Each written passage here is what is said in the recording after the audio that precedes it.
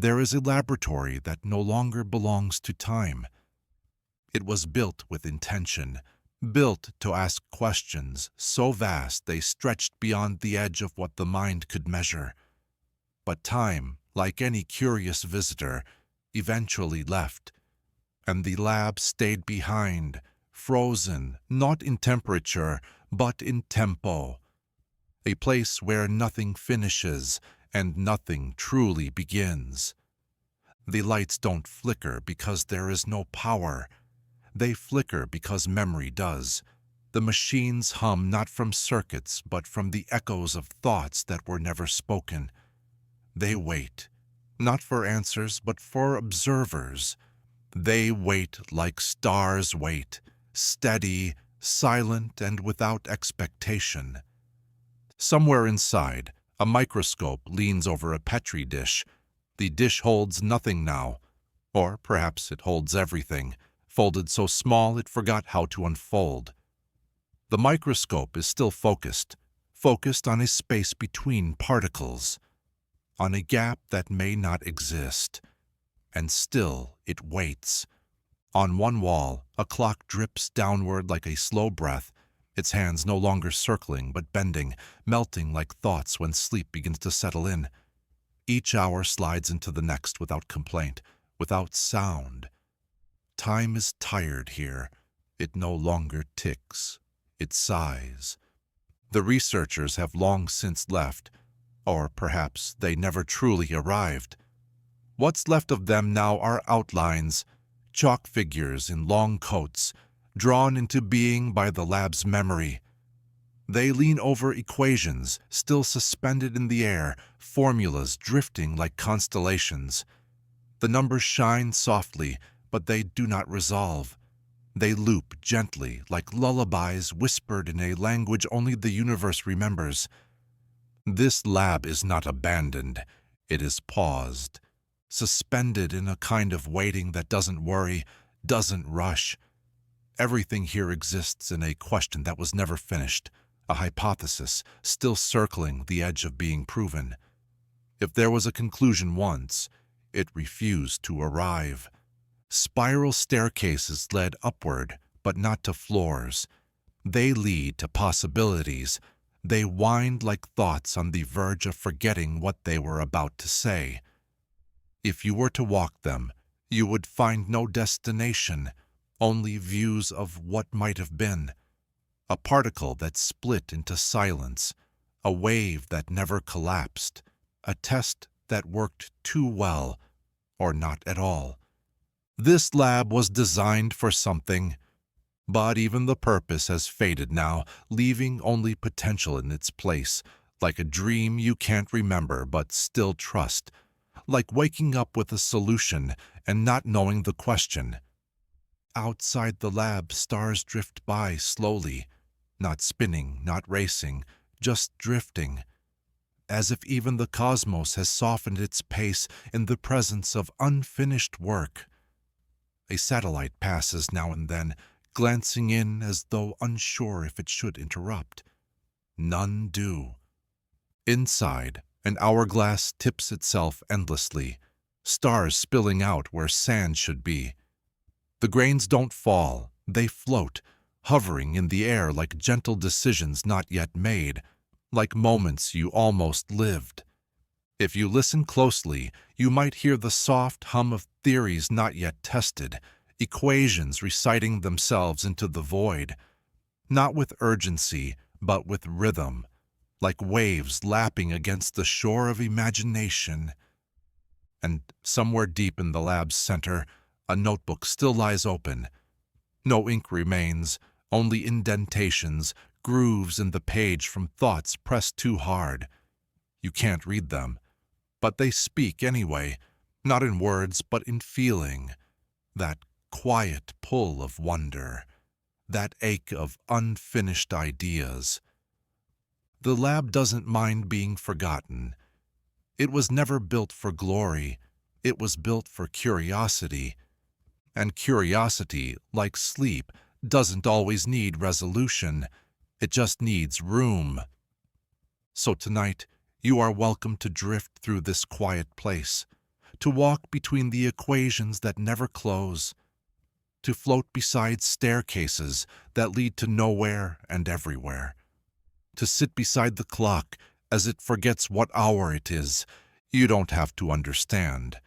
You don't even have to stay awake. The lab will keep waiting, not for answers, but for the next question. And maybe, just maybe, for a dreamer like you to whisper it. There is a moment before the moment, a breath before a choice, a pause where everything is still possible. This chapter lives inside that pause. Imagine a particle, just one. It floats in a quiet chamber, surrounded by nothing but darkness and potential. You can't see it, not fully. You can only sense the outlines, soft, flickering possibilities. In one version, it moves left. In another, it drifts right. In another, still, it does nothing at all. It is not indecisive. It is simply unobserved. Because until someone watches it, truly watches it, it does not need to choose. And so it doesn't. It remains many things. At once, not broken, not confused, just unfinished. This is the nature of quantum uncertainty. A particle exists in all its possible states until it is observed. Scientists call this superposition, but you might call it wonder. We tend to think of observation as passive, but in the world of the very small, the act of looking is an act of shaping. When you observe, you collapse the wave. You force the particle to decide. You draw a single path from the endless spiral of maybes. One version becomes real, the others vanish, or maybe just slip somewhere else. And so, the particle waits. Not for time, not for change, but for a gaze. There are eyes watching the chamber now, not with attention, just with presence. The eyes hover above, wide and hollow, curious but hesitant. They haven't focused yet. They haven't made anything real. Not yet. And because of that, the particle continues to drift in uncertainty, a soft glow stretched across invisible possibilities. This might sound strange, but you do this too. Every choice you haven't made, every word you almost said, every version of you that could have been and still might be, they all exist in this wave, uncollapsed, undecided, undeclared. There's a softness here, a kind of safety. When nothing is certain, nothing is broken. When everything is possible, nothing has failed. You are not late. You are not wrong. You are simply suspended. The particle is not alone. The chamber hums with silent diagrams, white lines that trace uncertainty, then dissolve before they finish. Waveforms stretch out, then curl inward like forgotten equations. They do not demand solutions. They simply exist. This isn't about science, really. It's about not knowing and being okay with that. Sometimes we need a place where we don't have to decide, where we can float between versions of ourselves without pressure to become just one, where the past hasn't hardened yet and the future hasn't claimed its shape. The uncollapsed wave is that place. And here, in the quiet curve of maybe, even the rules go soft. Time does not press forward. It ripples. Identity is not fixed. It flutters. Cause and effect hold hands loosely, unsure who started what. And the mind, tired from choosing, finally breathes. You don't have to understand this. You just have to rest inside it. Let your thoughts remain unfinished. Let your memories loosen their edges. Let your plans dissolve into questions. You are not required to observe everything. You are allowed to let things be unclear. The wave holds you, just as it holds the particle. And maybe, just maybe, when the moment feels right, you will look, and the particle will respond, and one version of reality will unfold from all the others. But not yet. There is still time for drifting, for not deciding, for letting the wave continue its dance. This space is sacred, because once you choose, something is lost. But here, nothing is lost. Everything is simply waiting, waiting for the gaze that will turn possibility into presence, waiting for the observer who will become the participant, waiting for you, but only when you're ready. For now, float. Let the wave carry you. Let your mind remain open. Let sleep arrive without choosing a single thought. And if you dream, let it be the kind of dream that never quite decides what it was about. There is a machine that no one built. It has no wires, no fuel, no switch to turn it off. And yet it turns. Soft gears loop through themselves, cranking a motion that never completes. Levers rise, then lower, without connecting to anything. Thin rings of energy ripple outward like breath, disappearing before they reach anything solid. Nothing powers it. Nothing watches it. But still, it turns. The engine was meant to prove something, or disprove something. No one remembers anymore. What remains is motion, soft, slow, and endless, a kind of rhythm detached from purpose, the kind of rhythm you feel in your thoughts just before falling asleep. It doesn't speed up, it doesn't break down, it just continues. Maybe it was part of an experiment, one designed to test the limits of energy or time or the universe itself. Maybe it was abandoned when the results refused to stabilize. Maybe the results were never supposed to stabilize. The machine is not broken. It is uncertain, not in a malfunctioning way, but in the way fog is uncertain, in the way dreams forget their own shape, in the way a question repeats itself, not because it has no answer, but because the act of asking feels more true than anything the answer could offer. This is the paradox of motion, with no destination. Effort without completion. A loop that doesn't seek resolution, but sustains itself on the edge of decision. It hums quietly like a memory that never settles. Not loud, not proud, just present. From a distance, it almost looks peaceful, but if you stare too long, you begin to feel something pull at the edge of your thoughts. A question, just out of reach. What is it working toward? And the unsettling thing is, maybe nothing. Maybe the purpose isn't to arrive. Maybe the purpose is to continue. We don't like unfinished things. We like conclusions, answers, clear endings. We like the feeling of tying the final knot and walking away, assured that something has been completed. But this engine refuses us that comfort. It was never made to finish. It was made to turn, and turn, and turn. It mirrors the questions we carry when we try to sleep, the ones that loop in our minds even when we're tired. Did I do enough today? What if I had said something else? Will it be different tomorrow? There are no answers in those moments, only the gentle grind of gears that continue to spin.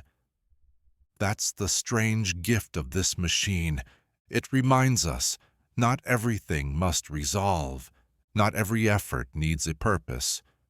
Some things simply are. And maybe in their being, they soothe us, because if the machine can continue without knowing why, then maybe we can too. Maybe the rhythm is enough. Maybe the turning is the truth. At the edge of the machine there's a small dial. It doesn't point anywhere. It simply vibrates, slowly, like a breath that never exhales. A pause in motion pretending to be a signal. But you can't read it.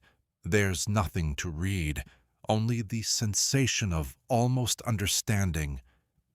That's what uncertainty feels like, almost understanding. And that's okay. In fact, that's the only thing this engine offers. Not power, not progress, just that. The comfort of not knowing and continuing anyway.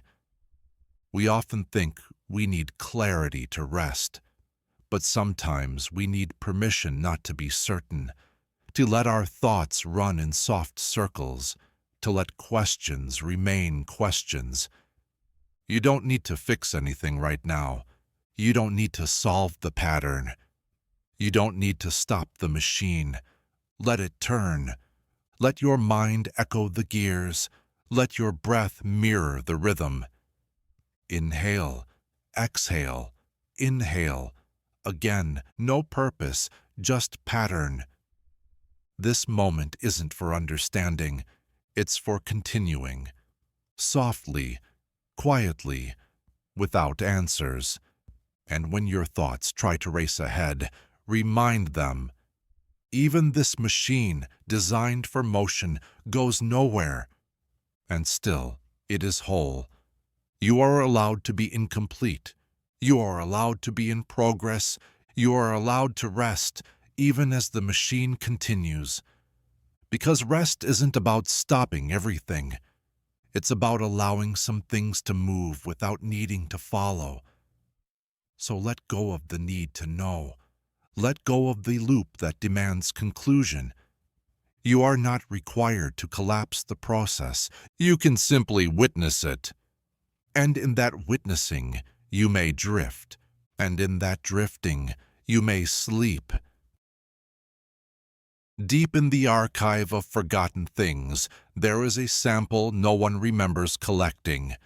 It rests inside a glass chamber, edges lined with frost, its curves slow and ancient. Within, a coil of something familiar, twisted in the unmistakable shape of DNA. But there's a wrongness in it, a curve where there should be a line, a rhythm that doesn't match what we know. It looks like life, but not any life we've catalogued. No label, no signature, just a faint tag with smudged ink and a single unreadable glyph. The scientists who stored it, if they existed, are gone. Their notes are either erased or were never written, but the sample remains perfectly preserved, as though whatever it is still becoming. The frozen genome pulses gently, almost imperceptibly. Not alive, not dead, waiting perhaps, or dreaming. Some believe it came from Earth, from a region too deep to reach or too ancient to remember. Others whisper that it came from beyond, the artifact of a comet or something older, something that never passed through sunlight. No one knows. The genome doesn't speak, but its silence suggests meaning. If you press your ear to the glass, not literally, but imaginatively, you'll hear something soft, not a voice, more like a tone, a frequency between thought and instinct. It feels like memory, but not yours. The more you study it, the less it resembles what we know. Its sequence seems to rewrite itself depending on how you observe it. A genetic illusion, a shifting signature, like it refuses to be identified unless you first decide what it should be. This is not normal behavior. And yet it makes sense in a way you can't explain, as if the rules of biology here are waiting to be invented. We think of genomes as blueprints, as finalities, but this one seems more like a question, a suggestion of structure, a possibility encoded in helix. Imagine a tree that contains the memory of birds that never evolved, Imagine a whisper that carries the voice of someone who hasn't been born. This is what it feels like to look at the frozen genome. Some believe it is incomplete. Others believe it is perfect, just not for us. It may not be meant for the kind of life we know. It may be a seed from a different kind of logic, from a world where physics hums in different keys, where intelligence expresses not through thought, but through patterns of silence and presence.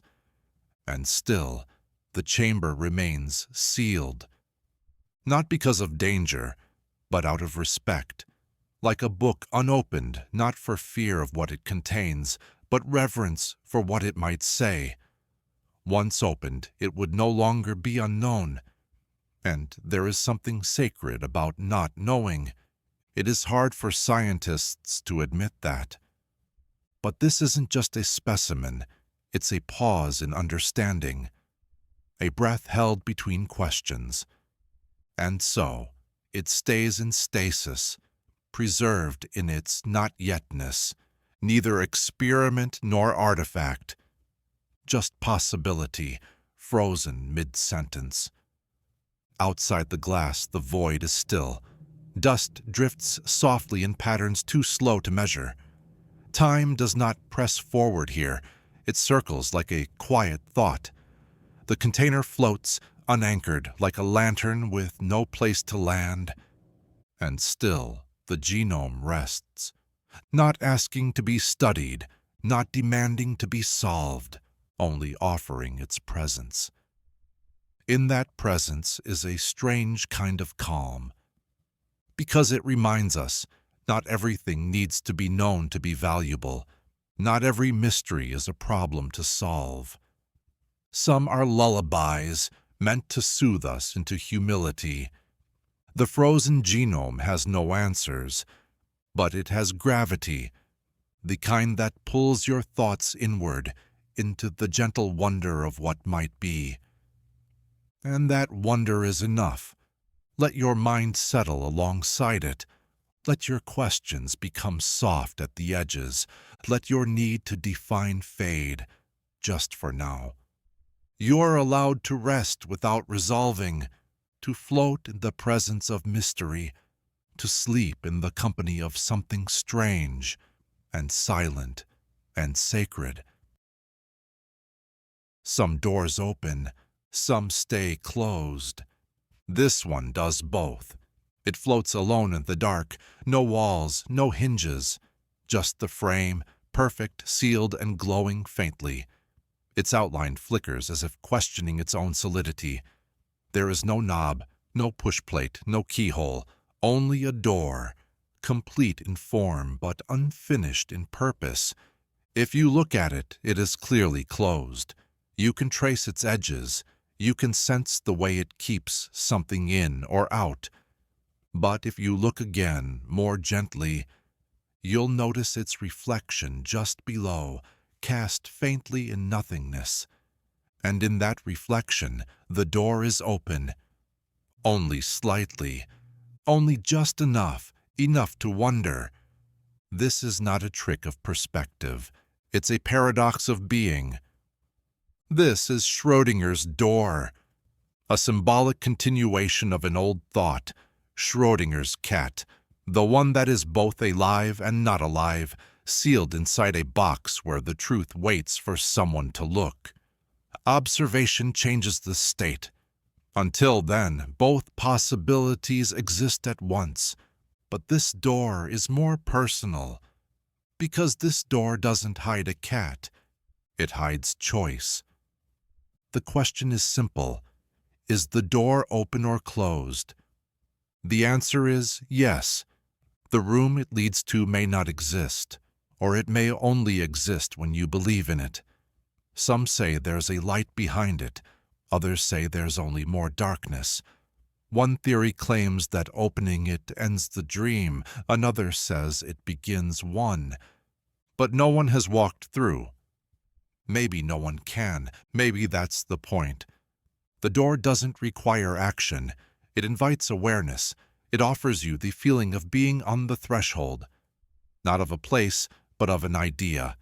It is the edge of decision, the pause between before and after, the gentle tension of maybe, and in that maybe, something soft begins to unfold.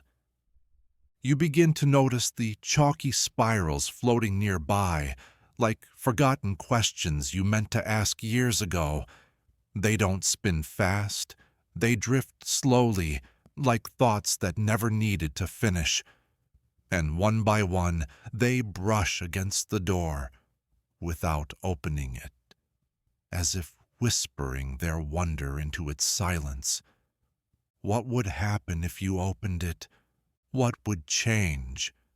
What would be lost?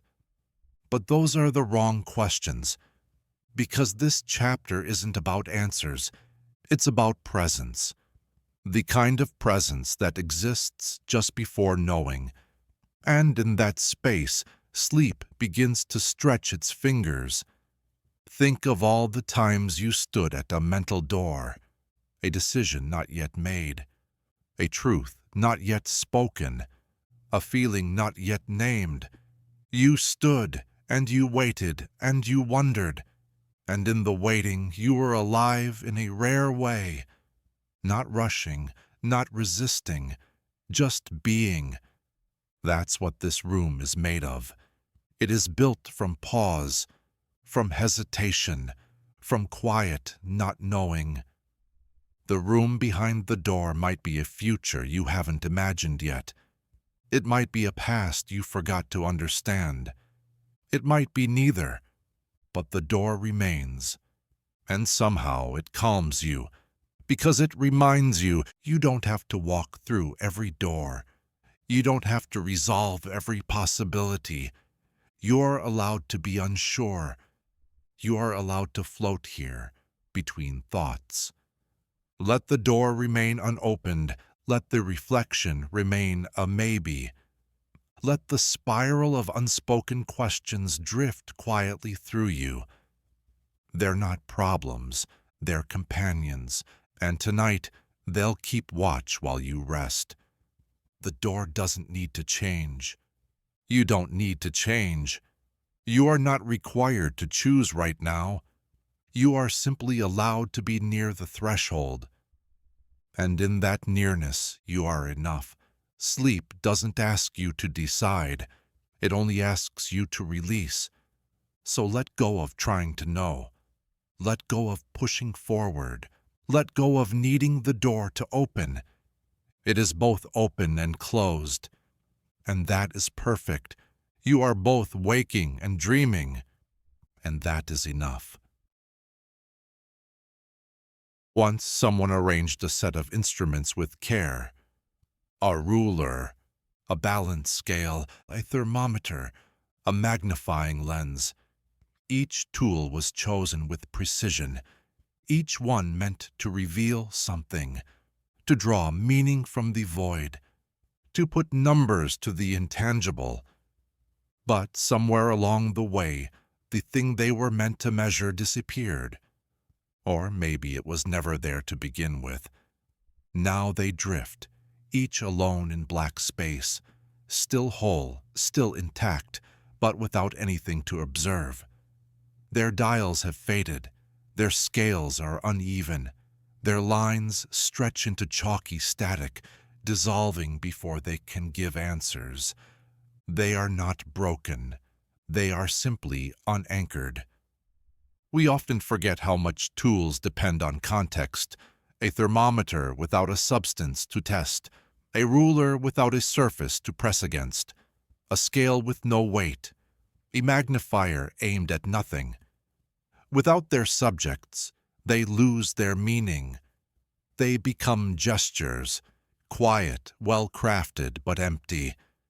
And in that emptiness, there is a peculiar kind of stillness, the kind that comes when questions have outlived their need for answers, the kind that drifts softly, like dust after a page has been turned. These instruments weren't discarded. They were left behind by time. Maybe the experiment was canceled. Maybe the subject vanished, or maybe the tools began to measure something that refused to be measured. There's something oddly human in this. We spend so much of our lives trying to make sense of things, trying to quantify feeling, to chart love, to define peace, to measure the immeasurable. But not everything agrees to be known that way. And sometimes our most carefully crafted tools return nothing. That nothing can feel frustrating. But tonight it feels like permission. Permission to stop trying to capture meaning. Permission to rest in uncertainty. Permission to let the numbers fade. Look at the balance scale. Its arms tilt slightly, not because of weight, but from the slow pressure of time. No masses hang from it. No decision is being weighed. It is a gesture now, not a judgment. The thermometer floats nearby, its bulb still faintly lit. But the scale is blank. The temperature of silence cannot be read. The ruler stretches into nowhere, its marks fading with distance. It has no surface to compare, no object to define. The magnifier spins slowly, reflecting a field of stars. It amplifies only the void. And the void, when magnified, becomes more beautiful, not more knowable. These instruments don't need repair. They need rest, and so do you. Let go of the need to chart every emotion, to calibrate every thought, to evaluate your worth with metrics. You are not an experiment. You are a presence. You are a mystery. And you don't need to be measured to be real. These instruments have become symbols of all the times we tried to define things that only wanted to be felt. Love isn't on a scale. Grief isn't on a graph. Joy doesn't come in degrees. Wonder can't be measured in centimeters. There is nothing wrong with the tools, but sometimes the most important truths slip past them. So tonight, let the instruments drift. Let them be unburdened of their duty. Let them float like leaves on still water. They are not failing. They are freeing. And in their silence, you are invited to stop measuring yourself too. You are not the weight of your accomplishments. You are not the number of tasks completed. You are not a statistic of efficiency. You are a person, a presence, a pulse in the dark, a breath. That is enough. Let the balance find stillness. Let the thermometer cool. Let the ruler blur. Let the lens soften. Let yourself become immeasurable. Because in this quiet, suspended space, you already are. There is a research center that once studied sleep, not dreams, not rest, but the edges of sleep, the moments before, the places where thought begins to loosen, but has not yet drifted away. They called it a pre-dream threshold, a space between consciousness and surrender. The researchers wanted to understand what happens just before the world lets go of its shape. They built rooms with no corners, lights that faded in circles, beds that never touched the floor, and they invited volunteers to fall asleep. Not completely, just enough to hear the moment thought becomes fog.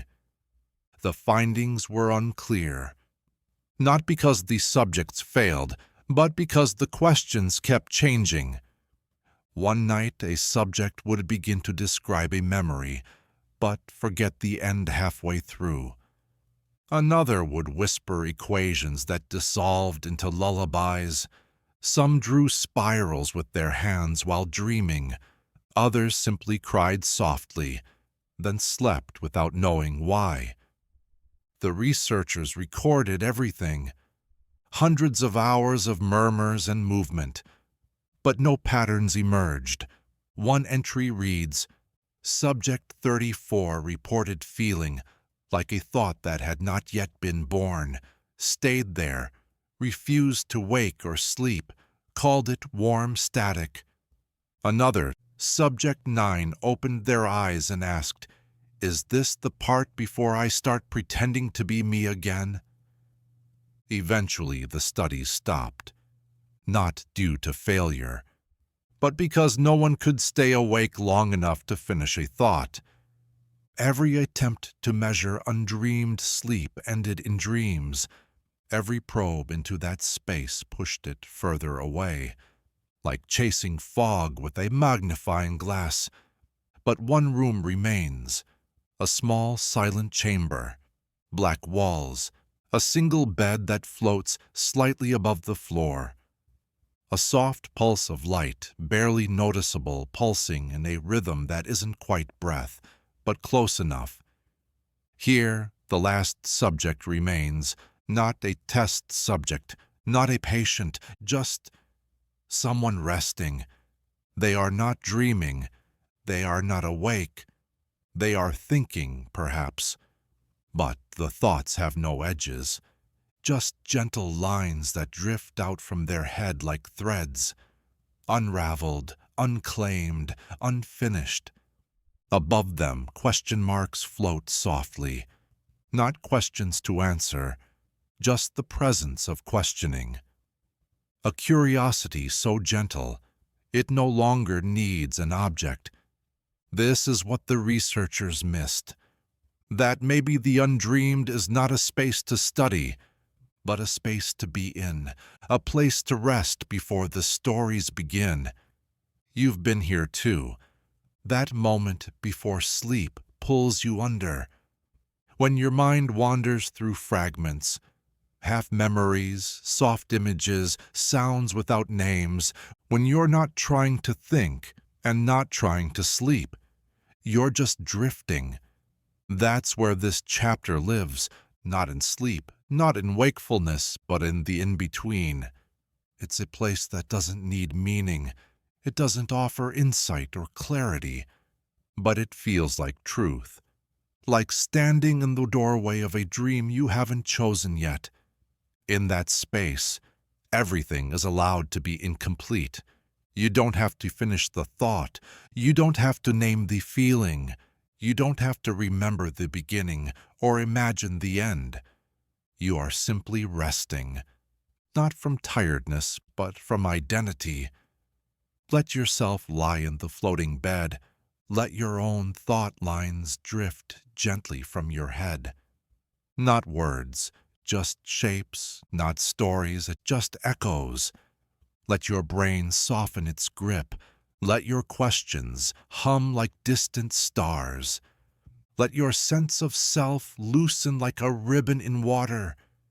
And if you begin to dream, let the dreams be fragments. Let them dissolve if they want to. Let them arrive unfinished. Because the undreamed does not need to become anything. It is beautiful simply for existing. This is not a moment to capture. It's a moment to feel, and then let go. Float here in the warmth of not knowing. Float here in the pause before invention. Float here in the softness before sleep. You are enough, even if the dream hasn't arrived yet. Gravity is supposed to be certain. It is the quiet law beneath everything. The invisible pull that keeps stars company, that tethers moons to planets, that wraps galaxies in arms of motion. It is the promise that things will fall, and falling means belonging. But here, in this unfinished corner of the universe, gravity has grown uncertain. The spiral that once guided orbit begins to wobble. The center no longer holds. What once spun in elegant loops now drifts, slightly off, slightly late, slightly wrong. And in that wrongness, something unexpected begins. A small planet, once faithful to its path, drifts away gently, not with force, not in rebellion, just as if let go, as if gravity had exhaled too far and forgotten to return. Scientists called this region a gravitational discontinuity, but that was just another name for not knowing. They tried to model it. Equations were drawn, simulations were run, all failed. Some forces, it seemed, didn't want to be understood, because maybe this wasn't an error, maybe it was a choice. What if gravity, the oldest rule, had simply grown tired? Not tired in the human sense, but cosmically tired. Tired of certainty, tired of perfection, tired of being predictable. What happens when a law of nature asks, what if I let go just this once? What if I allow motion without control? The result is not chaos, it's drift. Soft, slow, almost imperceptible drift. Like sleepwalkers stepping off paths they have walked forever. That little planet continues on its way now, no longer pulled tightly inward, no longer circling but floating. It's not escaping, it's just not returning. And in its pathless arc it finds something new. Freedom, a different kind of stillness, not in being held, but in being allowed. You too are held by many invisible forces, responsibilities, expectations, the gravity of identity. They keep you spinning, stable, sure. But sometimes, don't you feel the wobble? That subtle urge to break orbit, to drift, even slightly, to question the rules that shape you. It's not disobedience, it's curiosity, it's evolution. Maybe tonight you can allow yourself that, to imagine what might happen if you loosened the pull, not abandoned your path, just softened it. Imagine your thoughts as small planets. Some spin tightly, locked into familiar loops. Others hover on the edge, ready to drift. You don't need to control them. Just observe. Let one thought drift. Watch where it goes. Not toward a destination, but into openness. This chapter doesn't ask for understanding. It asks for release. Because sometimes even laws need to rest. Even gravity deserves a moment of uncertainty. The spiral in the sky continues to unravel, not in panic, but in grace. Its curves loosen, its pull eases. And in that easing, something softer arrives. A dance with no choreography, a story with no plot, a sleep without pressure. The stars nearby remain. They don't flee. They simply adjust. Because the cosmos isn't built on control. It's built on adaptation, on responding to what is, not clinging to what was. And so, the drifting planet moves forward, not lost, but liberated. It floats toward the unknown, and the unknown opens its arms. You can do the same. You don't have to be pulled tonight. You don't have to circle any single thought. You can drift. You can let go.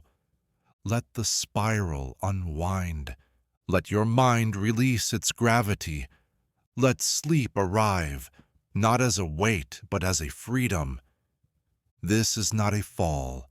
It's a float, a gentle exit from orbit, a permission to not be held for a while. And in that space, you may find something new.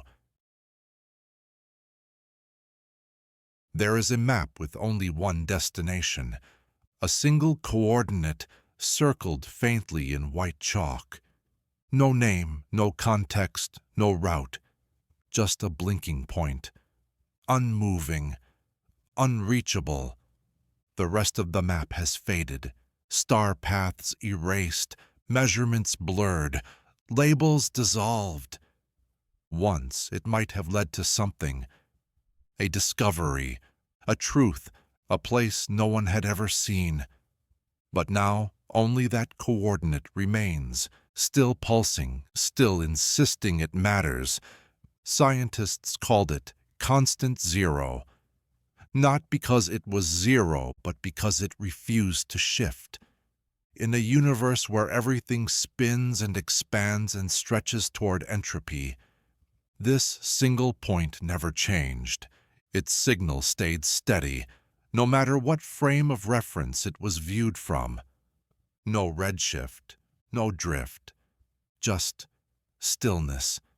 They triangulated, they modeled, they theorized. One hypothesis claimed it was the center of the universe. Another said it was a glitch, an anomaly in the measurement system. A third suggested it was not a place at all, but an idea so stubborn it had anchored itself into space. Whatever it was, no one could reach it. Ships were launched, none returned. Telescopes saw it, but couldn't see through it. It offered no information, only presence. Not a location, but a reminder that some truths exist forever out of reach, not to be grasped, just to be noticed. We all have our own constant zero. The thing we keep circling, the idea we keep trying to understand, the part of ourselves we're always just a little too far from. Maybe it's clarity or closure. Maybe it's a version of you that never quite arrived, or a place you dreamed of but never found. You plot courses in your mind, you run simulations, you build explanations, but still it blinks. Still it stays where it is, unreachable. Not cruelly, not mockingly, just patiently. It does not demand to be reached. It only asks to be known. The star chart in this chapter is not meant to guide you. It's meant to remind you. Not every question requires movement. Not every answer requires arrival. Sometimes the constant exists to keep you wondering, to keep you soft, to keep you reaching without grasping. The mind longs for resolution, but the soul knows how to rest in distance. Tonight you are invited to look at your own constant, that blinking point, that unresolved thing. Not to solve it, not to fix it, just to acknowledge it. Let it be a light that pulses without urgency. Let it be a mystery that calms you instead of calling you. Let yourself unmap. Let the rest of the stars fade. This is not a chart. This is a meditation. You do not need to travel. You do not need to explain. You are allowed to stand still while something far away simply shines. And in that stillness, you might feel something true, that not all journeys are measured by motion. Some are measured by recognition, some are measured by breath. Let go of the path, let go of the chase, let go of the need for closeness. You are not lost. You are simply near something unreachable. And that nearness is enough. Sleep does not come from resolution. It comes from release. So breathe with the blinking point. Let your thoughts spiral out and away. Let your map fade gently in your hands. You do not need a way forward. You are already where you are meant to be. Awake beside the unknowable, resting near the unreachable, held softly by the thing you will never touch, but always feel. It was built to burn forever, a reactor designed not just to generate energy, but to outlive its makers, to run without stopping, to hum with a soft, perfect constancy. And for a while it did. Inside its chamber, precision. Particles collided in quiet ceremony. Heat flowed. Light pulsed. Equations, tested 1,000 times, held their breath and held their shape. But then, on a day no different from the rest, it vanished. Not exploded, not destroyed, just gone. The room stayed whole. The wires remained in place. The monitors continued blinking. But the core, the heart of the machine, was no longer there. In its place, silence. A quiet gap, a perfect emptiness shaped like something that used to be. The data showed no spike, no signature of malfunction, just a moment where the readings went from full to blank, like a word forgotten mid-sentence. Investigators tried to explain it. A glitch, a dimensional shift, a momentary leap into something folded beyond this plane. Some said the core had worked too well, that it powered itself out of existence, that it reached a kind of completion we were never meant to see. Whatever the truth, one fact remained. Something powerful had left without warning, at its peak, at full power, as if energy itself had whispered, "I've done enough, now I rest." And in that whisper was something strange. Not terror, but relief. There's something unsettling about a thing that doesn't fade slowly, that doesn't break down, that doesn't give signs, just presence, then absence. A switch flipped from being to not being, without blame, without drama. You've felt this too, haven't you? That feeling when someone is suddenly no longer in your life, not from anger, not from harm, but because the story turned its page and forgot to leave a bookmark. A friend who drifted, a part of yourself you used to know, a passion that once burned bright, now quiet and unreachable. Gone, not in ruin, but in stillness. That's what this reactor reminds us of, that some things vanish at their brightest, not because they failed, but because their light completed itself. Tonight, let that be a comfort. Let it remind you, not every ending is broken. Not every silence is wrong. Sometimes something ends because it was whole. Even if we don't understand the moment it chose to stop, the chamber where the core used to be still holds a faint warmth.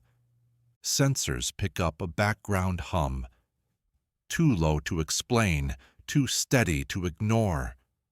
A ghost of motion, like a memory that hasn't yet decided if it wants to fade.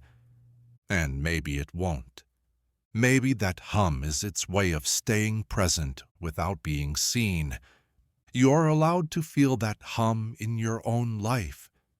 The echo of things that were once central, the quiet pulse of what used to matter. You don't have to bring them back. You don't have to solve them. You can let them remain as they are, beautiful, distant, complete. You are not required to understand every disappearance. Some energies exit when they're ready, not when you are. So tonight, lie still in the presence of this silent core.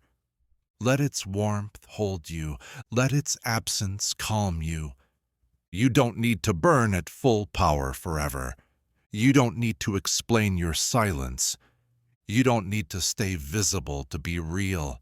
You're allowed to vanish from expectation. You're allowed to rest without permission.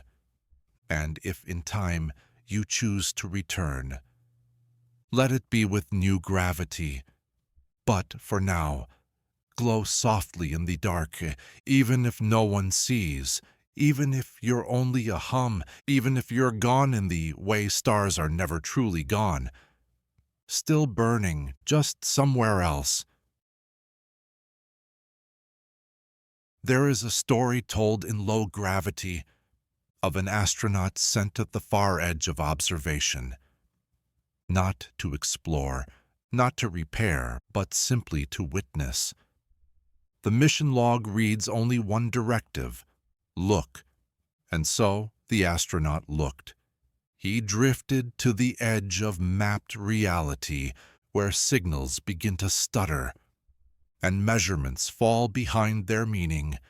He floated there, in the space between data and silence, his helmet fogged with breath, his suit pulsed with slow, steady systems. His instruments blinked obediently. And then, in the smooth curve of his visor, he saw another figure. Not an enemy, not a rescue, but a perfect reflection. Another astronaut, facing him exactly, floating, breathing, waiting. He tilted his head. The reflection tilted back. He raised a hand. So did the other. He spoke. "Who are you?" No response, only a voice echoing, "Who are you?"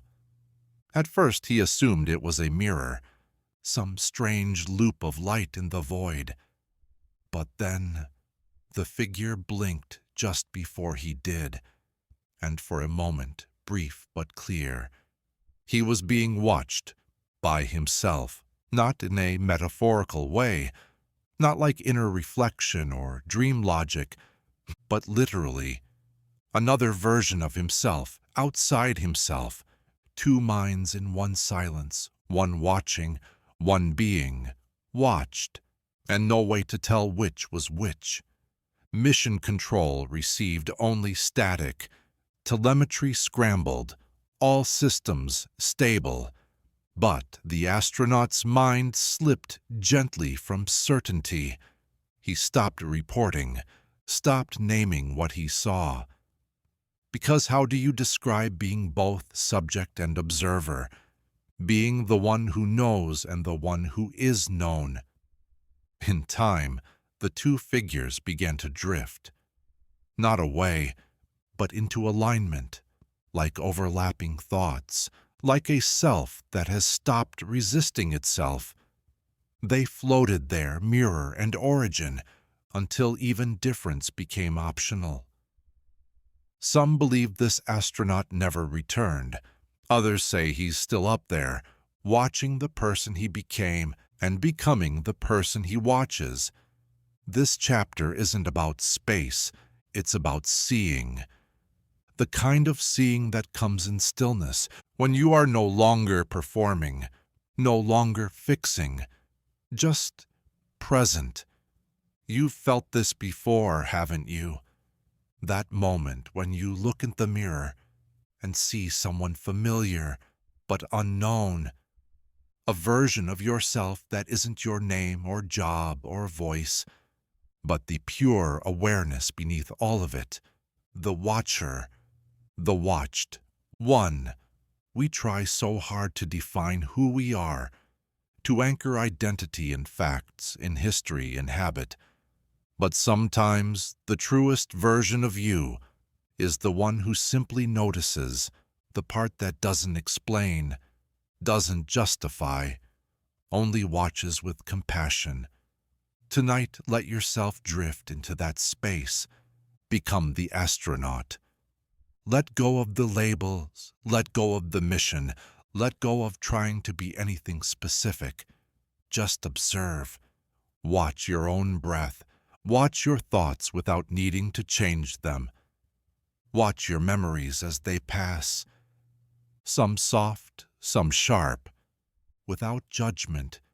You don't need to be the thinker. You can be the witness.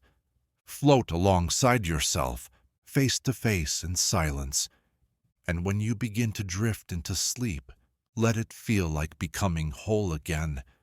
Not because you found all the answers, but because you remembered how to see without asking why. You are the observer. You are the observed.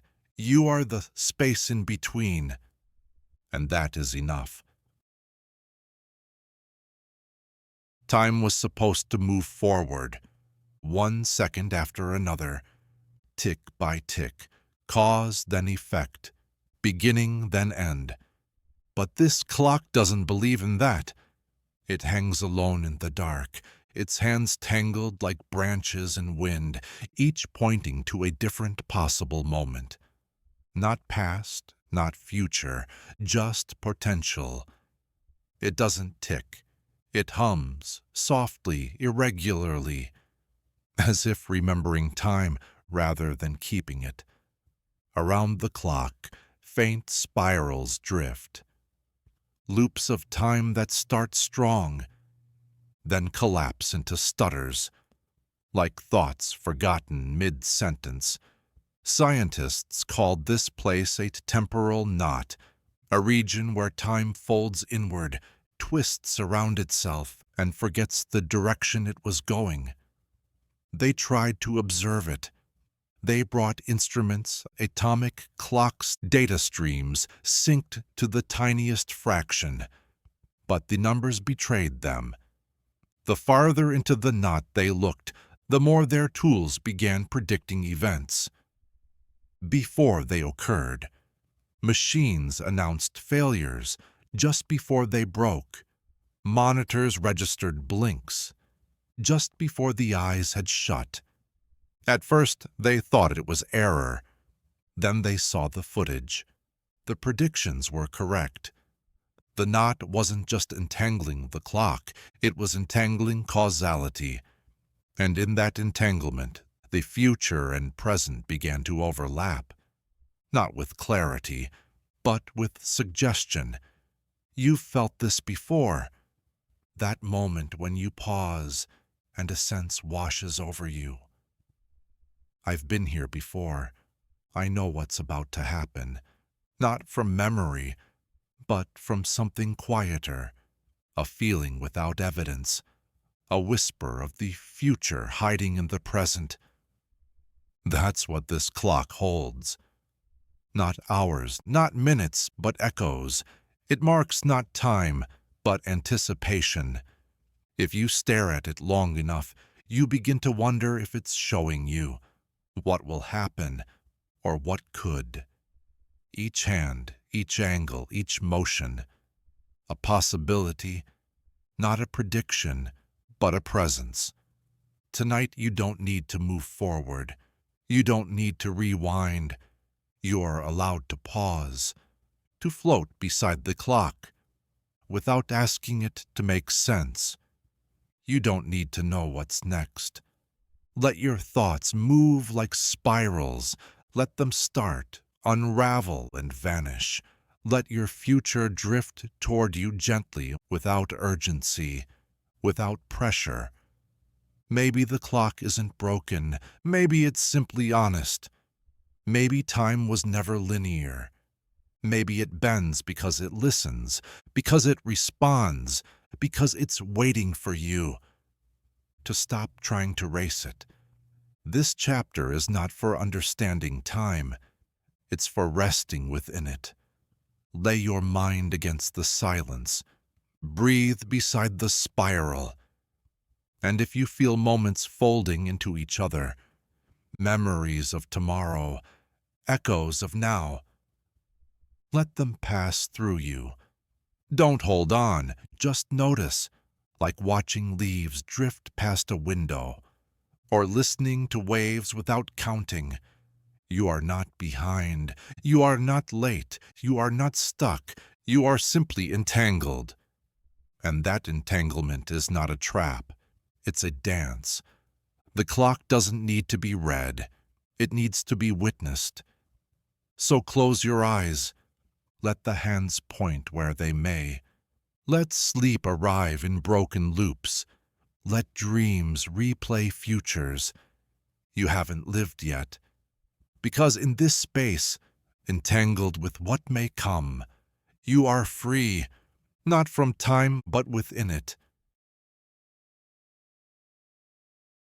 There is a drawing that no one remembers finishing, a blueprint sketched in chalk lines, soft and incomplete, each part delicately rendered, a gear here, a lever there, a curved line that once connected something to something else. But none of it fits together.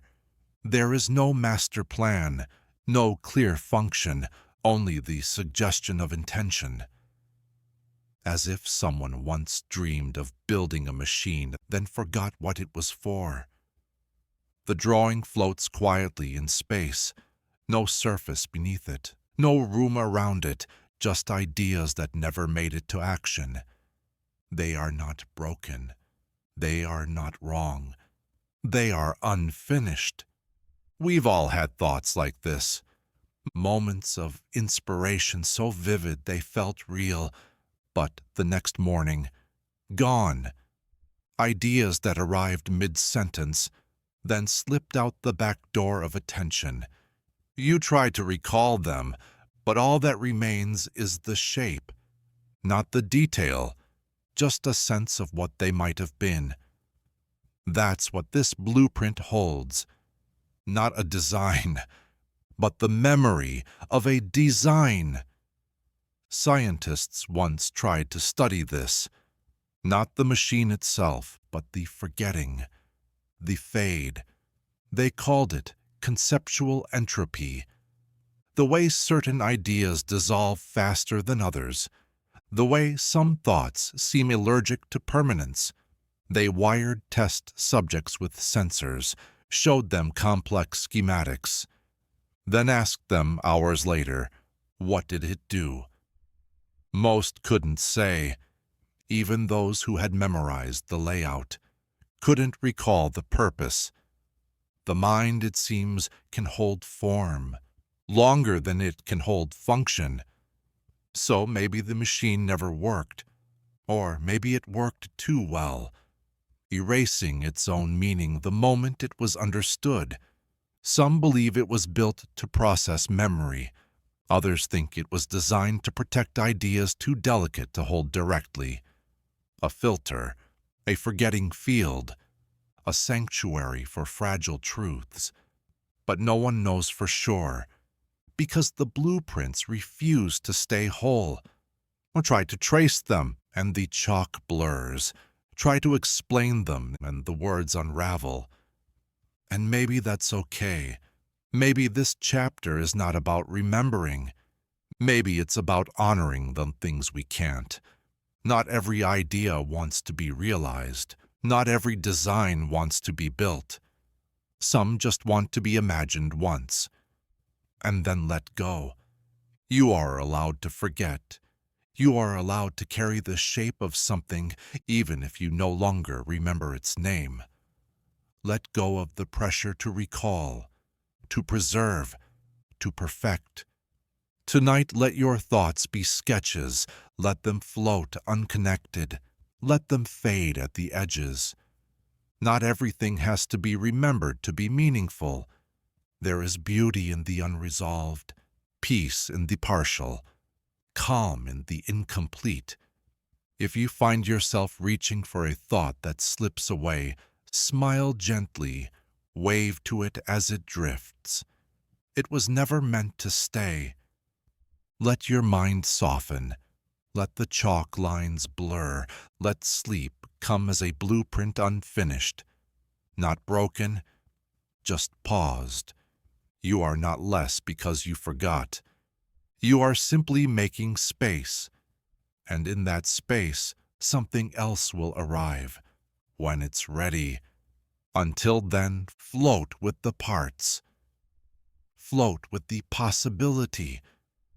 Float with the pieces that do not need to fit. You are enough, even without the whole. There is a planet that floats alone. No sun, no moon, no orbit to trace. Just a single world, suspended in the vast dark, quiet, still, untethered. It doesn't drift toward anything. It doesn't spin around a center. It simply is, not lost, not falling, just free. Scientists didn't find it. They stumbled into it. A probe passed through its shadow and blinked. In the blink, all instruments stopped reporting. When they came back online, the probe was hundreds of kilometers away. No damage, no explanation, just the soft imprint of a world that does not wish to be charted. They call it a rogue planet, but that's not quite right. Rogue implies rebellion, defiance. But this planet is not defying gravity. It simply doesn't participate. It is not running away. It was never caught to begin with. Its atmosphere remains. Its crust holds warmth. Its core hums softly, as if remembering the gravity of others, but no longer missing them. There are no days here, no nights, only a constant twilight that doesn't come from a sun, but from the planet itself. A kind of internal dusk. It is not unlit, it is self-lit, a world that doesn't need orbit to know it exists. You've felt this before. Those moments when you step outside the patterns, when you stop moving in circles, when you realize you're no longer spinning around someone else's expectations. You may not know where you're going, but you're no longer revolving, no longer repeating. You are becoming your own center. It can feel strange to move without orbit, to float without pull, to be still in a way the world doesn't usually allow. But there's a calm in it, too, a silence so deep it begins to echo. Tonight this chapter invites you into that silence, into the space where you don't have to chase anything, not the next thought, not the next goal, not even sleep. You don't have to revolve. You don't have to return. You can simply float. Let your breath be your gravity. Let your pulse be your anchor. Let yourself drift without needing to be pulled. The planet turns slowly, not because it must, but because it chooses to. A rhythm it's set for itself. You are allowed to find your own rhythm, to move by your own tempo, to rest without alignment, to exist without orbit. You are not adrift. You are independent, and in that independence you are whole.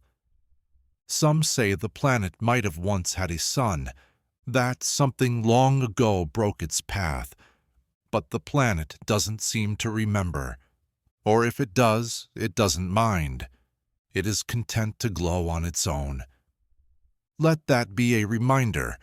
You do not need someone else's light to be luminous. You are allowed to shine from within, softly, steadily, without orbit, without comparison.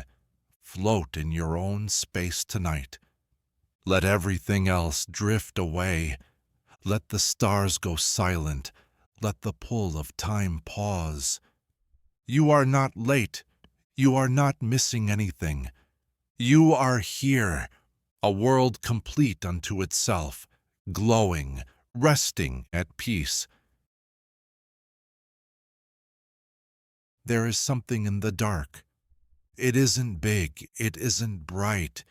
It doesn't move or speak or even stay. But it's there, or maybe it was, or maybe it will be. Once you stop thinking about it, they call it a negative presence, a substance that doesn't respond to study. The moment you try to observe it, it disappears. Not with sound, not with light, but with indifference. It resists attention. Not because it hides, but because it only exists when ignored. Imagine trying to hold fog in your hand. The tighter you grip, the more it slips. Now imagine a thought made of fog, and the only way to keep it close is to forget it's there.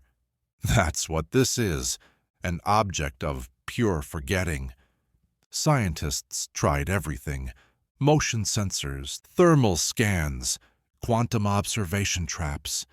Each time the instant focus sharpened, the substance vanished, not evaporated, not destroyed, just gently not there. But the moment they turned away, it came back, blurry in the corner of the room, faint on the edge of recordings, a shape you could feel but never name. The data logs are full of notes like, felt something near shoulder, nothing on scan. Noticed temperature change after turning back. I think I remember forgetting something important. This is not a failure of memory. This is a feature of the thing itself.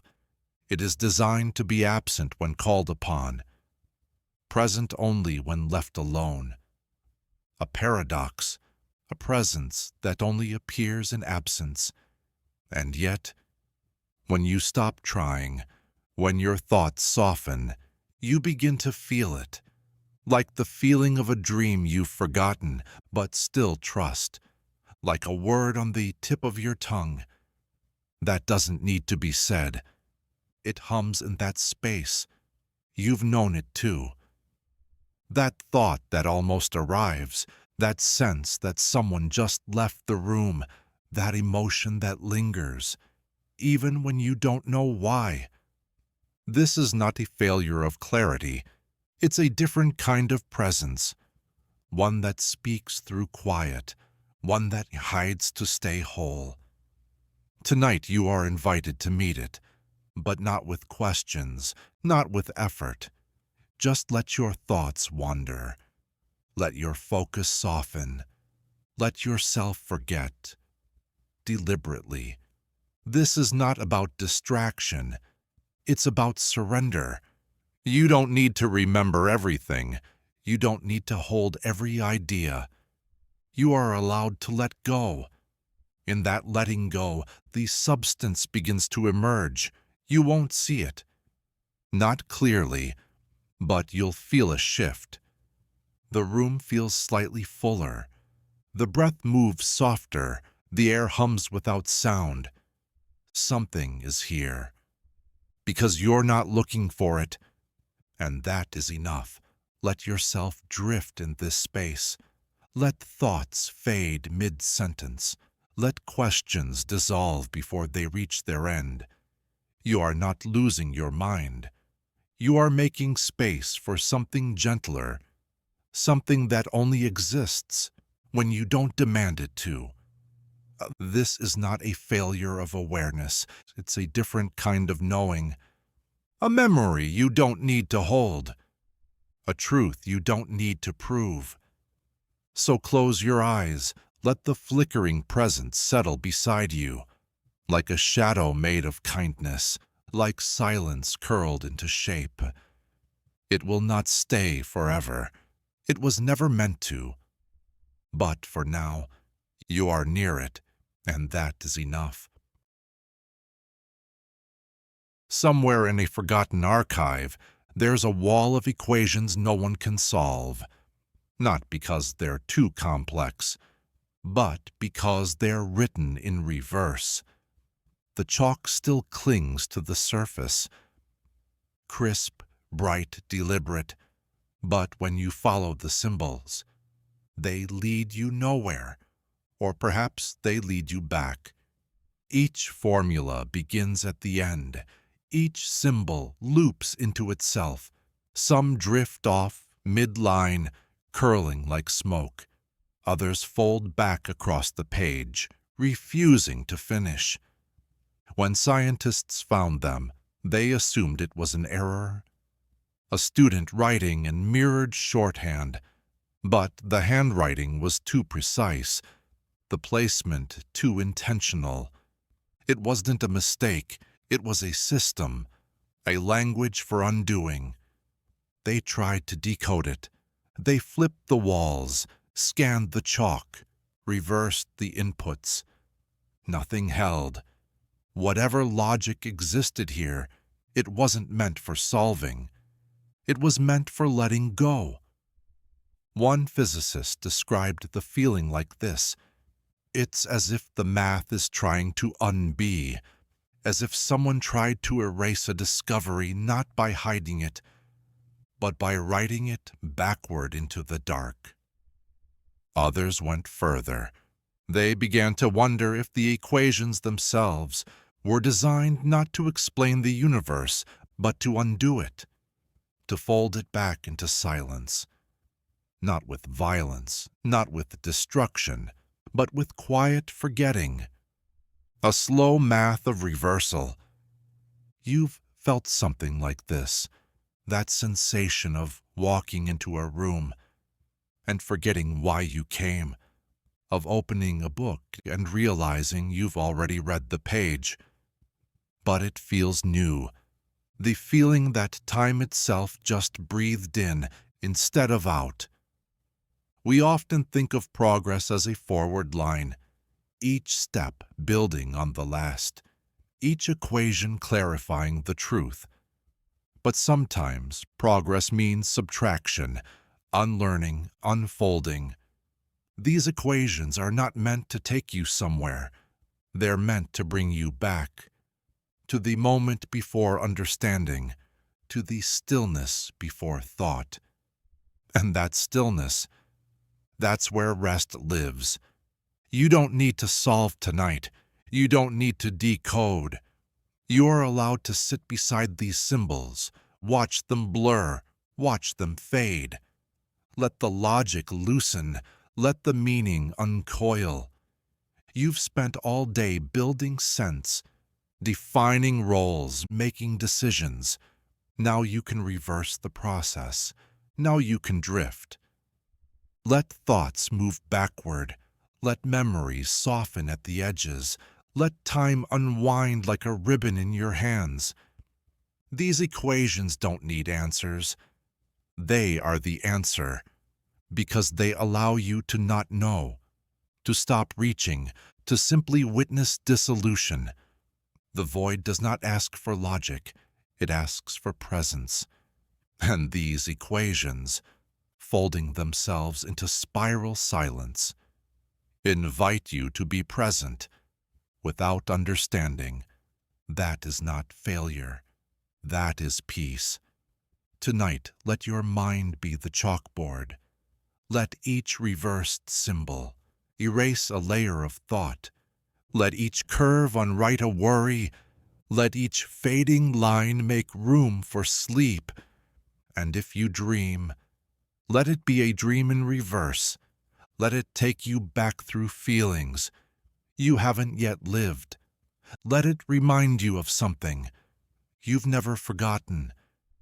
Because it never needed to be known. You're not lost. You are dissolving on purpose.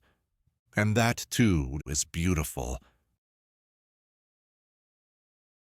The telescope was built with care, its mirrors polished to clarity, its lens aligned to precision, its platform suspended in a zone of perfect stillness. No atmosphere, no noise, no interruption. Everything about it was designed to see farther, deeper, truer than anything before. And yet, it saw nothing, not darkness, not mystery, not distortion, just absence. No galaxies blinked into view, no nebulas curled at the edges, no stars burned in the distance. Only space, wide, clean, blank. They checked the wiring, ran diagnostics, pointed the telescope elsewhere. Still nothing. It wasn't broken. It simply wasn't seeing. That emptiness became its own discovery. They began calling it Field Zero, a patch of space where visibility collapsed. But that wasn't quite right. The telescope didn't fail. It simply stared into a region where there was nothing to respond, a patch of pure void. And slowly a thought began to settle. What if this was the most honest place in the sky? What if, in the silence, the universe was revealing something deeper? Not in light, but in lack. We are drawn to what we can observe, to the stars, the shapes, the measurable. But what do we do with the things that don't reflect anything back? What do we do when the gaze is not returned?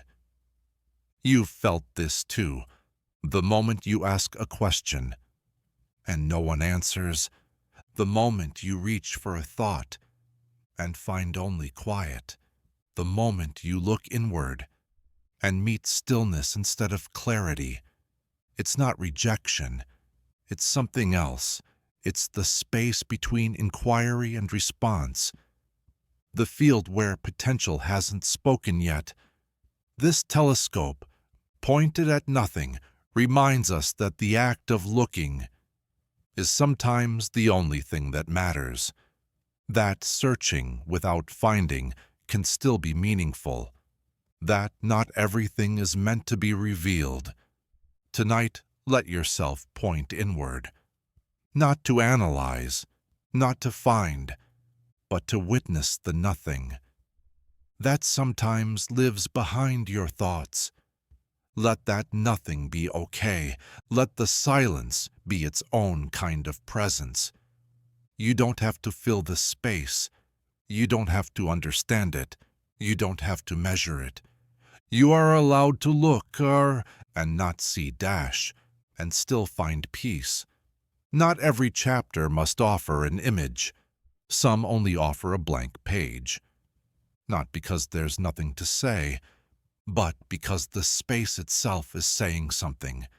This is not emptiness, it's rest. This is not failure, it's stillness. This is not absence, it's a pause. Close your eyes. Let your mind become the telescope.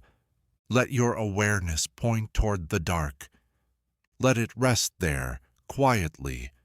No answers will come, and that is okay. The stars will wait. But for now, this space is yours, a place to look, without expectation, a place to see, without seeing, a place to breathe, without reaching. Let the telescope keep watching. Let your breath follow its gaze. Let your thoughts soften. In the vast black, you are not lost. You are simply surrounded by the part of the universe that hasn't spoken yet, and in that quiet, you are home. There is a particle so precise, it doesn't seem to belong to this universe. It was discovered, or perhaps imagined, in a deep vacuum experiment meant to detect nothing, just background noise, cosmic static, the low hum of existence at rest. Instead, they found this, a point, sharp, clean, unflinching. It sat perfectly centered in the detector. No vibration, no decay, no blur, no uncertainty.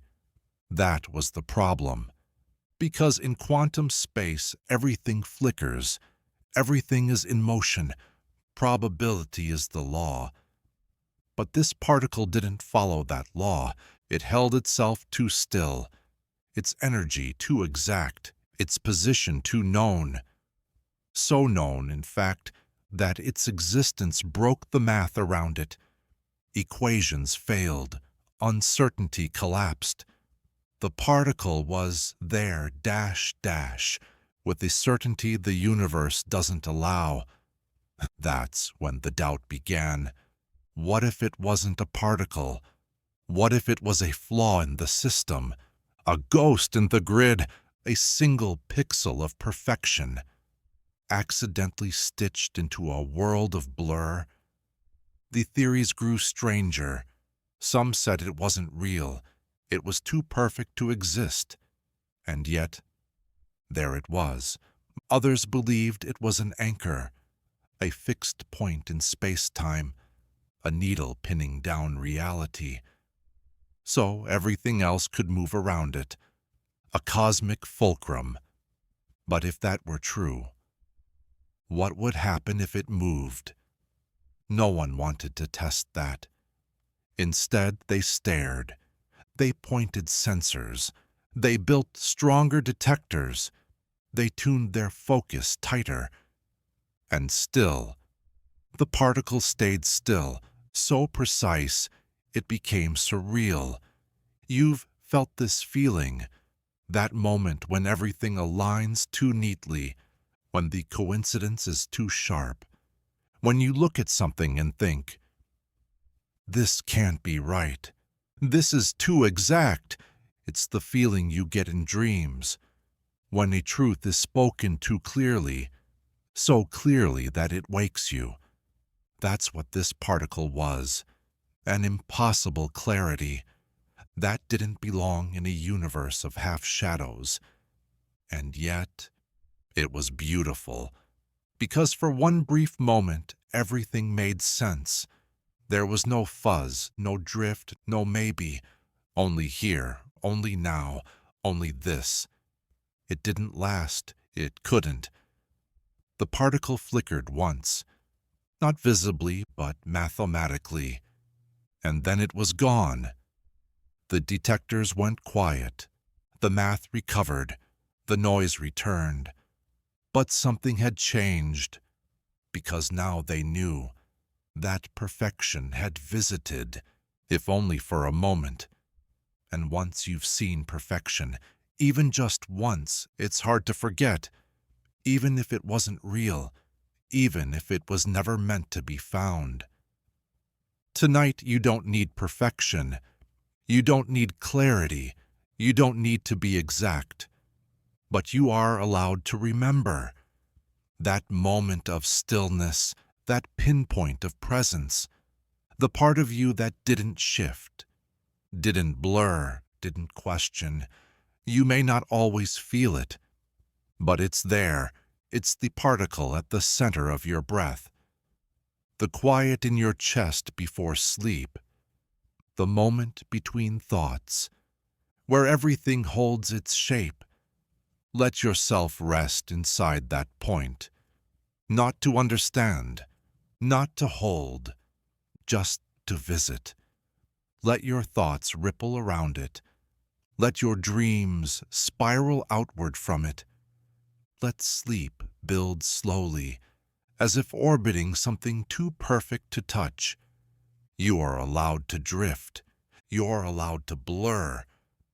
But know this, at your center, somewhere, inside all the movement, there is something still, something precise, something real. Even if it can't be measured, even if it was never supposed to exist. There is a theory in physics, simple, unsettling. Nothing exists unobserved. A particle remains undefined until something watches it. A wave collapses into place only when witnessed. The act of seeing changes the scene. But then comes the question, who watches the watcher? What happens when the observer becomes invisible? When presence hides behind presence? Somewhere in space, there's an eye, not biological, not mechanical, just an outline, an awareness. It floats alone in the dark, not blinking, not turning, just watching, not the stars, not the galaxies, not you. It watches the act of observation itself. They call it the unobserved observer, the one presence that sees all but is never seen. Telescopes pass over it. Cameras record nothing. It leaves no shadow, no echo. But every now and then someone feels it, that strange sense of being watched. Not from behind, not from afar, but from within your own attention, as if your awareness had grown another layer, as if your thoughts were being watched by something inside them. Some believe it's a metaphor, others a glitch in cognition, but a few think it's real, a necessary component of reality, the final eye in the chain, the thing that makes witnessing possible. Because without someone to observe the observer, how do we know observation is real? You've felt it, the way your thoughts shift, when you become aware of yourself thinking, the way silence deepens, when you realize you're listening to it, the way your mind folds inward, when you ask, who is asking? That's the doorway to this chapter, not a question to answer, a space to sit in. Tonight, let go of the need to look outward. Let go of trying to name what you see. Instead, turn toward the act of seeing itself. Notice how awareness feels, not the thing you're thinking about, but the part of you that notices your thinking. It's not a voice. It's not a thought. It's the watcher beneath both. And if you go still enough, you might notice it's not alone. There is another layer, an echo of your attention, watching from just beyond its own shape. That's the illusion of the unobserved observer. It reminds you that awareness doesn't begin with you.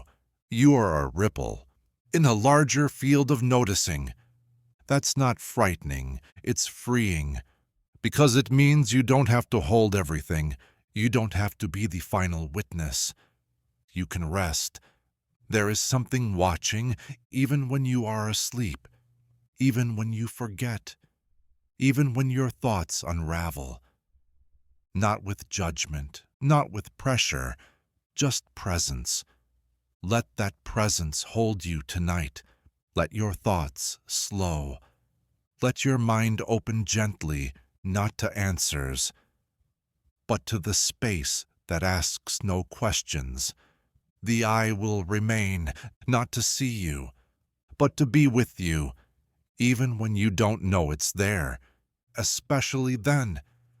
And when sleep arrives, you don't need to close the chapter.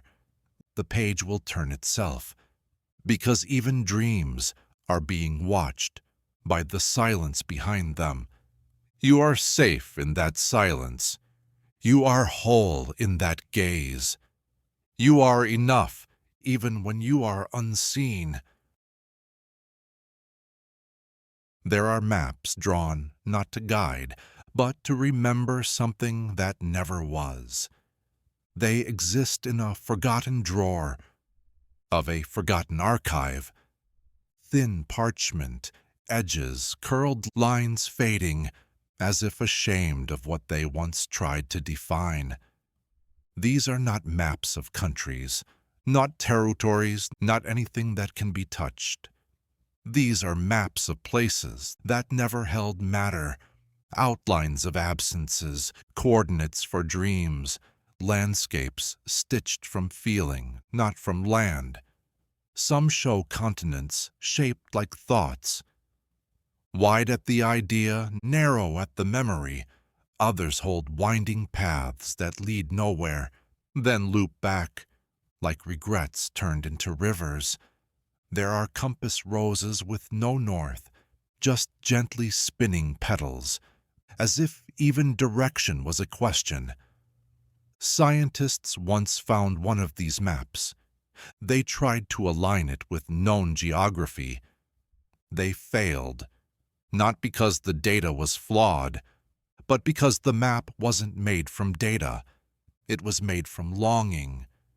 Each curl of coastline, each empty ocean was not a representation, but a residue, the ghost of where someone once imagined something might be, and then forgot.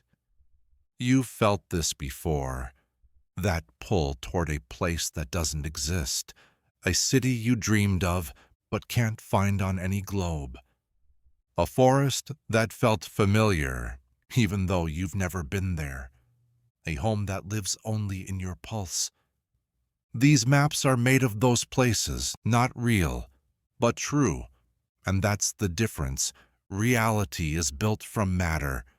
truth is built from meaning. Tonight, let your thoughts wander across one of these maps, not to arrive anywhere, but to remember that you are allowed to drift beyond what's measurable. Trace a coastline with your breath. Step into a spiral path with your mind. Let yourself get lost, without needing to be found. Because some journeys are not about location, they are about presence. These maps remind us that not everything has to exist to be real, that your imagination is its own geography, that your dreams draw cartographies the waking world can't hold. Let the map unfold in your sleep. Let lands rise and fade as needed. Let names blur. Let directions soften. You are not lost. You are exploring the places that never held matter, but always held meaning. There is no legend, no border, no scale, only motion, only mystery, only you, drifting with intent that needs no destination. This chapter does not ask you to remember. It asks you to imagine without demand, to wander without route, to discover without arrival. Let your thoughts map themselves tonight. Let your mind draw soft lines through quiet dark. And if you wake with the name of a place you've never heard before, smile. You've visited something sacred, something soft, something secret, something yours. And though it never held matter, it held you, and that is more than enough. There is a capsule deep beneath the ground, but it's not buried to be found later. It's buried to be remembered sooner. It wasn't placed there at the end of something, but at its beginning, sealed not with the intention of time passing, but with the paradox of time folding back. This capsule moves in reverse. It doesn't age, it unwinds. Every moment it spends in the soil, it becomes closer to what it was before it was created, not because it's decaying, but because it's returning. Inside, no photographs, no letters, no artifacts, just impressions, traces, echoes of moments that never fully happened, or perhaps haven't yet. They say it was placed by someone, not to preserve the past, but to remind the future what it had already forgotten. The soil above it doesn't grow thicker, it grows younger. The deeper it lies, the more the years pull backward, spiraling around it like reversed tree rings. And if you were to unearth it, not with a shovel, but with memory, you wouldn't open it. It would open you. You would begin to remember things you haven't experienced, people you never met, emotions with no source, a sense of direction, without knowing the map. Because this capsule does not contain history, it contains pre-memory. The root of meaning before meaning took form. You've felt this before. That sensation of déjà vu so strong, it feels like you lived it in reverse. Not that it's happening again, but that it's finishing something you hadn't yet started. The capsule lives in that space. It is not an object. It is a reference point, a fixed anchor. That time curls around, and tonight you are close to it. Not because you're digging, but because you're quiet. And quiet is the only tool that reaches it. Let your breath become soil. Let your stillness become depth. Let yourself sink softly without motion. You are not uncovering. You are remembering. In reverse, let fragments rise. A name you never heard, a shape you once drew in a dream, a color that doesn't exist. You don't need to understand them. You only need to witness, because the capsule isn't asking you to find it. It's asking you to feel it, to sense that time isn't a line, but a spiral. And sometimes you pass close to something you've already passed. Only this time, you're ready to listen. Let sleep spiral toward that center. Let the lines of your day rewind, not to erase, but to unearth something beneath all the doing.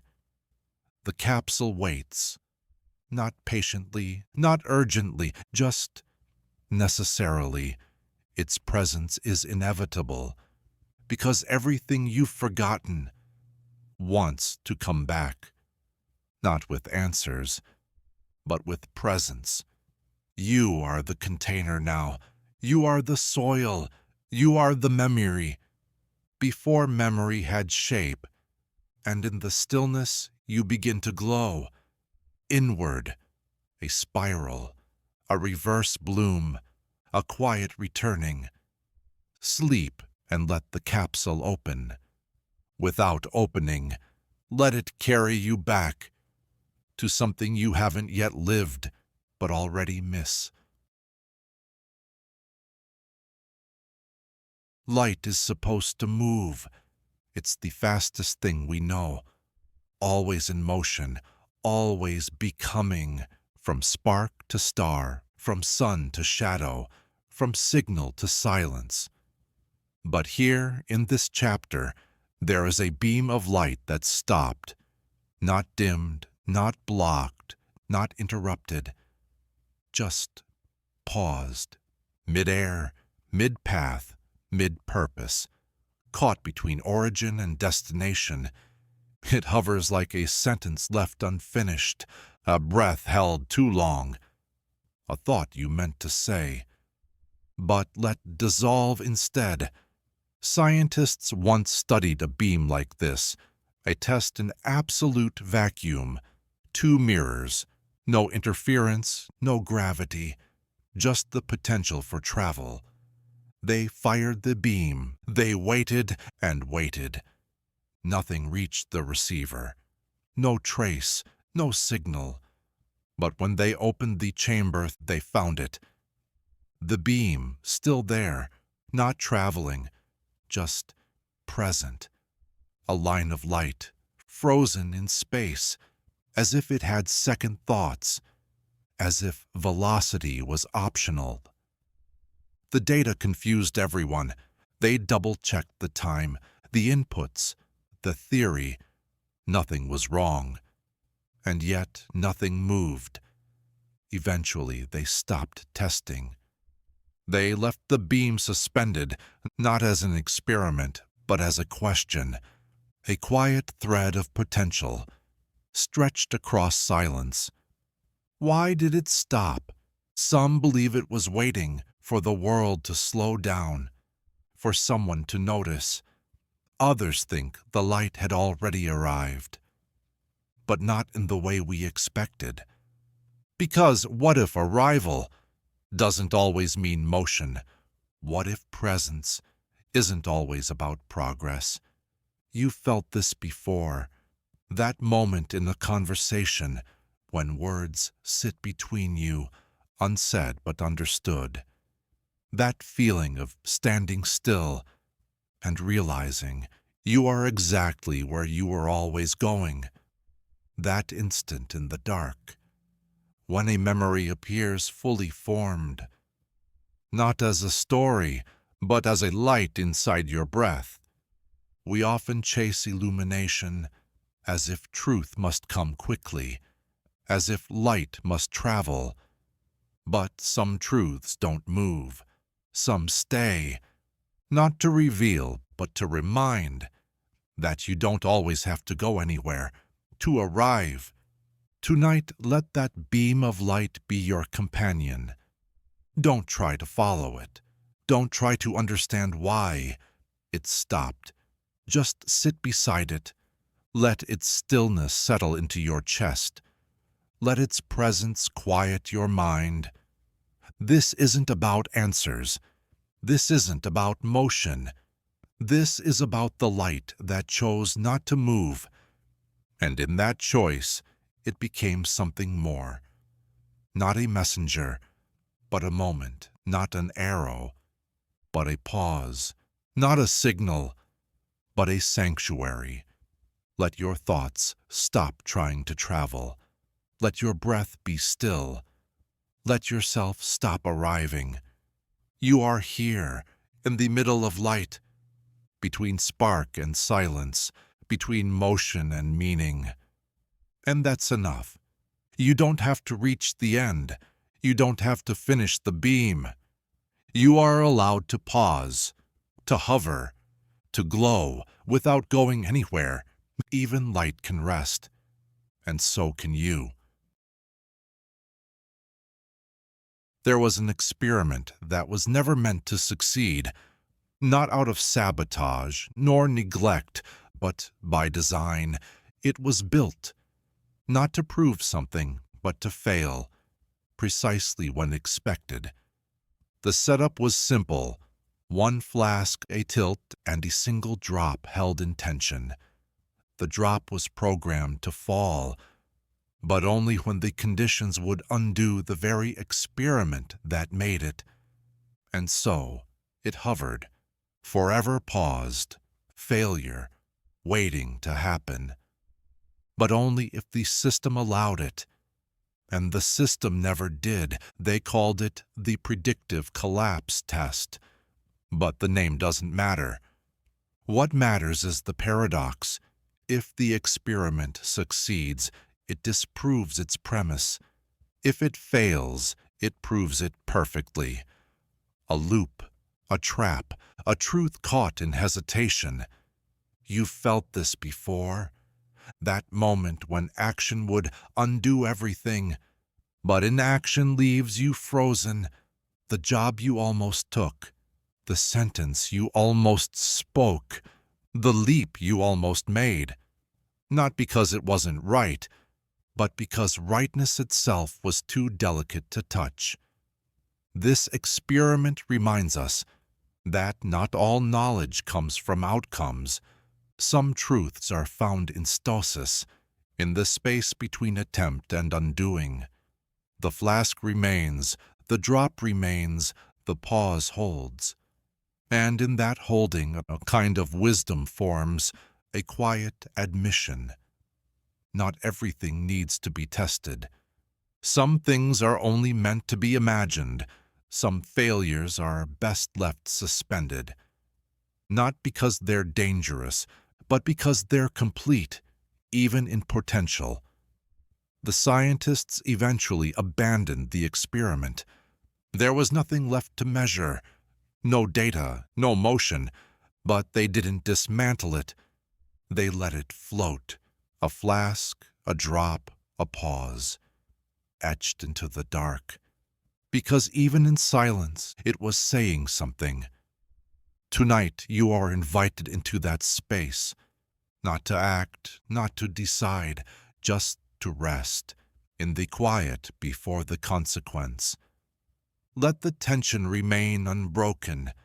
Let the moment hold.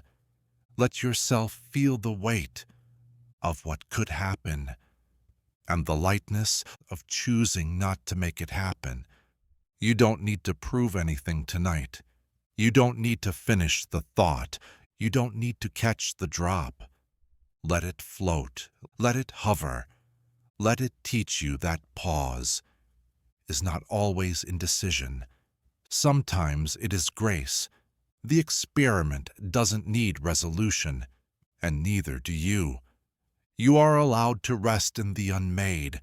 You are allowed to be the system that gently refuses collapse. Sleep beside the failure that never arrived, the mess that never happened, the truth that remained imagined. And in that sleep, you may feel something strange.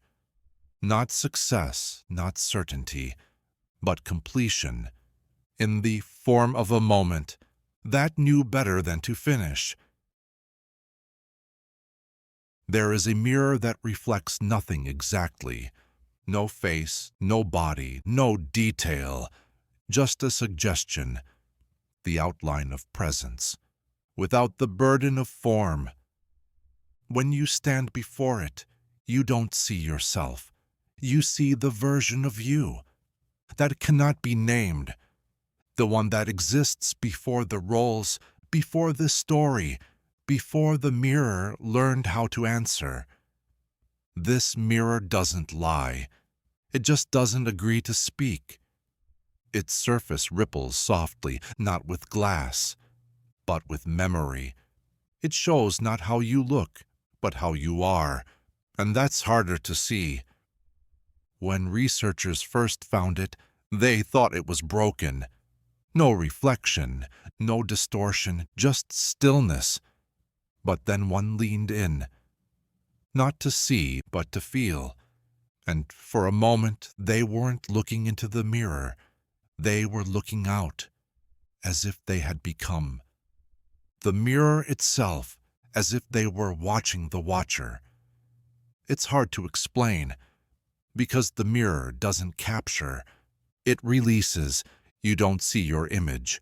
You see your absence, and in that absence, clarity. You've felt this before. That strange, quiet recognition when you see a photo of yourself and don't quite remember being that person. That moment in the mirror when your face looks like a mask and behind it, something watching, waiting, witnessing. This chapter is for that part of you, not the reflection, but the awareness behind it. Tonight, the mirror floats quietly in the dark. It does not need you to define yourself. It does not demand identity. It offers space.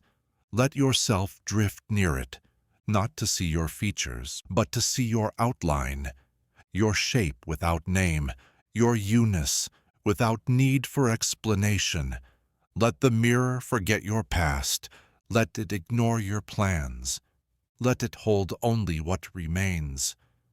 When all roles are paused, not emptiness, not confusion, but presence. You are not required to be solid. You are not required to reflect back. You are allowed to fade softly into the part of you that has always watched and never asked why. There is no judgment in this mirror, no distortion, only stillness, and in that stillness, a truth that doesn't need to be spoken, because sometimes what you are is not something to be shown, it is something to be sensed. So let yourself go featureless tonight. Let your thoughts blur. Let your roles dissolve. You are not your name. You are not your outline. You are the quiet between reflections. And in this moment, you do not need to reflect. You only need to rest. Let sleep fold around you, like shadow on glass. Let dreams come softly, not as stories, but as whispers from the part of you that never needed a mirror to begin with. You are already here, even if no one is looking. At the end of every equation, there's a variable we try to solve, a mystery we aim to reduce, to name, to box into meaning. We treat it like a placeholder, something waiting to be known, waiting to become something else. But what if the variable never wanted to be solved? What if it was more than a question? What if it was a mind?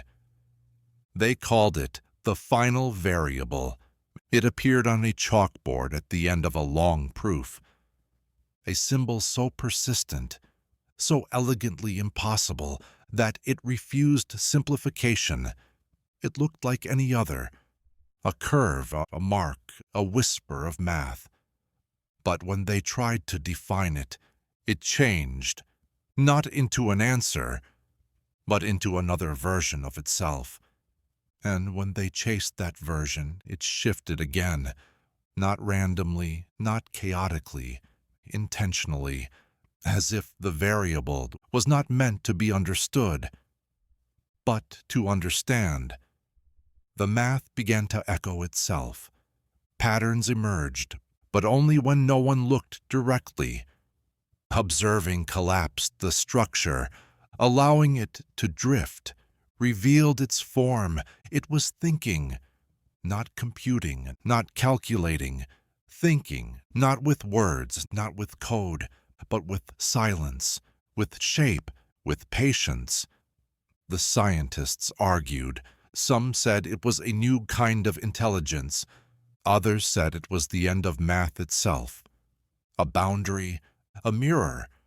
But one researcher simply said, "It's not here to be solved. It's here to remind us that we are also variables." You felt this, that moment when you stop trying to define yourself and realize you are watching your own thoughts unfold, not as a fixed thing, but as a process, a presence that evolves by witnessing itself. You are not a formula. You are not a result. You are the final variable, the part of the universe that chooses to keep becoming instead of resolving. Tonight, let that truth settle. You do not have to be solved. You do not need to find your value. You are allowed to remain in flux, to change, to soften, to drift between meanings. Let sleep welcome you as a variable. Let your dreams branch like unfinished equations, not broken, just growing. You are not the answer. You are the act of asking, the curve in the chalk, the pause in the proof, the space between what was known and what might yet be. You think, not to conclude, but to continue. So let the light of your mind stay soft tonight. Let your thoughts unfurl without solving. Let your breath trace gentle loops across the dark. You are allowed to think without needing to arrive. The final variable does not end the story. It is the story, and you are still writing it with every dream, every question, every pause. So sleep now, not as a conclusion, but as the next step in the quiet unfolding of something that never wanted to be solved, only seen.